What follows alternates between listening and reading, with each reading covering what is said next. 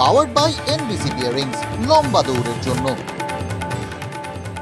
ভোটের আগে তত্ত্ব ভাঙড় জিরানগাছায় তৃণমূল আইএসএফ সংঘর্ষ, জখম বেশ কয়েকজন। শাসক দলের কর্মীকে মারধর করার অভিযোগ, পাল্টা হামলার অভিযোগ আইএসএফ এর। তদন্তে পোলেরহাট থানার পুলিশ। আজ সপ্তম দফার শেষ প্রচার। শনিবার দেশের ৮ রাজ্য এবং কেন্দ্রশাসিত অঞ্চলের মোট ৫৭টি আসনের লড়াই। রাজ্যের ৯টি লোকসভা কেন্দ্রে ভোট গ্রহণ। ডায়মন্ড হারবার, উত্তর ও দক্ষিণ কলকাতা, দমদম, যাদবপুরে হেভি ওয়েট ফাইট। শেষ দফা শেষ প্রচারে বঙ্গে জোর টক্কর। আজ ফের রাজপথে মুখ্যমন্ত্রী। সুকান্ত সেতু থেকে গোপালনগর মোড় পর্যন্ত ১২ কিলোমিটার রোড শো তৃণমূল নেত্রীর। সল্টলেকে জনসংযোগ মিছিল শুভেন্দু অধিকারী। সপ্তম দফার প্রচারের পরে কন্যাকুমারীতে ধ্যানে প্রধানমন্ত্রী। আজ সন্ধে থেকে ৪৫ ঘন্টা বিবেকানন্দ রকে ধ্যানমগ্ন হবেন নরেন্দ্র মোদী।